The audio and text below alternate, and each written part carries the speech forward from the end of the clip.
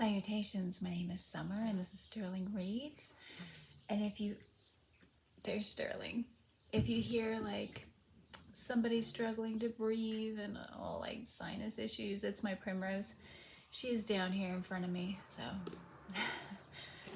I don't know, she'll probably be sneezing soon because she's just waking up.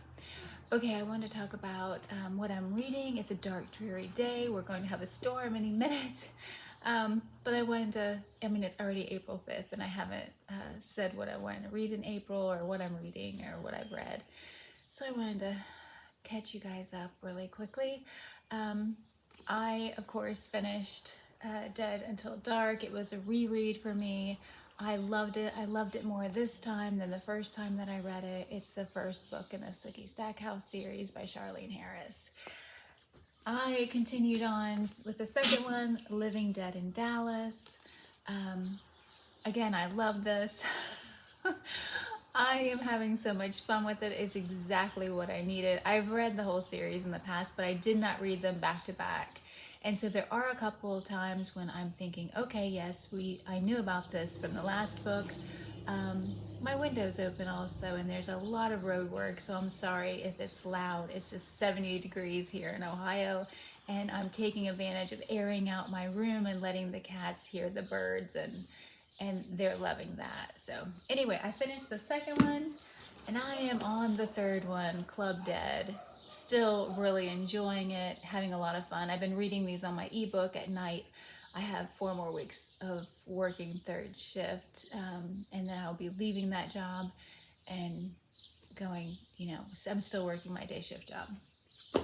Still loving it. I'm glad there's more of Eric in that series.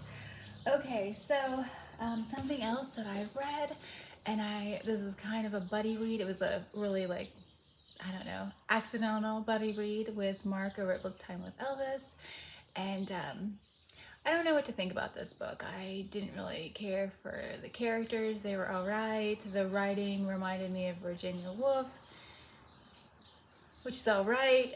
I was really irritated about the shallowness of the characters. They went on and on about people's beauty and how this one woman, she's so beautiful. And then all of a sudden another woman would come in and it's like, oh, she's kind of dull. Why did I think she was beautiful? And it really irritated me. And it was all right. It's The Enchanted April by Elizabeth von Arnim. Another book that I read was The Girl with the Louding Voice by Abby Dare. That's probably pronounced differently since there's that little mark there. Anyway, this is about a 14-year-old Nigerian girl who her mother passes away. All she wants is an education to be a teacher. That doesn't happen. She's pretty much sold by her father to be married to a man to be his third wife. He already has 2 wives and he has 4 children. And then all this stuff happens, and anyway, so there's a lot of depressing stuff. The funny thing is, I kept thinking this was in an older time. And then all of a sudden they talk about cell phones and they talk about Obama. And I'm like, wait a second, this is like my time. And this is still going on, and these things are happening to women, and it was infuriating. But it's a beautiful book, isn't it? So I enjoyed it. It had a lot of depressing parts. It had a mystery to it where I was like, what is happening here? Which was unexpected. So I enjoyed it. Another book that I finished that I absolutely loved was Miss Austen by Gill Hornby. And I absolutely love this. It's about Cassandra, Jane's older sister. Okay, so there's something that they've talked about. Jane had this romance in Bath. I've heard that before in other writings. This was, Cassandra had the romance, kind of. So I like that they had kind of switched that up, and we'll never know about certain things, and that's okay because it's none of our business, really. But I love anything about Jane Austen, and I really loved reading about Cassandra because she's, I don't know, I haven't read much about her, and so this is a fictional, story of Cassandra, but there were things taken from history. Okay, so something else. I did finish the dinosaur library book, The Grave Secrets of the Dinosaur by Phillip Manning, I want to say. There's so many fascinating, wonderful things in that book, and then there's a ton of science that I just could not get into. So, I'm sure Brandy will talk about it more. Oh, also, I forgot to mention that Shawn D. Standfast and Brandy over at the Booklectic, they're doing like Vampiril, where it's not anything, I don't, like they say it's not a thing, but it's kind of a thing. Are you okay? Oh, my poor Prim. She's been sick. Like one day I can't get her up out of bed and she just wants to sleep and she won't eat. She won't go to the bathroom. And then the next day she's bouncing off the walls. But she's always snotty. And the vet said she wouldn't live very long and that she would always be this way. And nothing's, antibiotics, nothing would work because of whatever virus that she has. But she's still kicking. She'll be 4 in July. She's precious.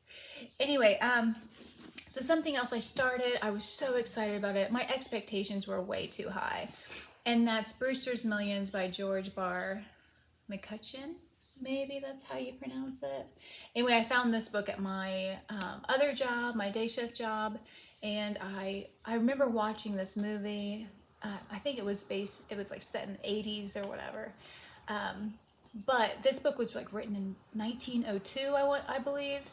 And I want to say there's been like 9 different films based on this, maybe 6, I don't know. But I remember a lot of the things I'm reading, I remember from the movie. And I watched the movie when I was a kid. But it's like coming off of reading The Enchanted April, where it's like these people with heirs and I don't know, I'm enjoying it, but like I said, I think my expectations were too high of it. I love this book, though. I love the print.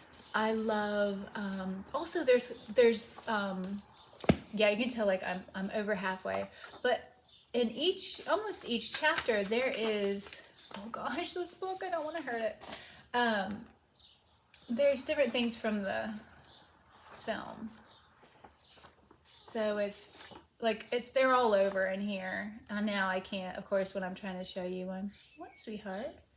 Now I can't find. There's him accepting the contract.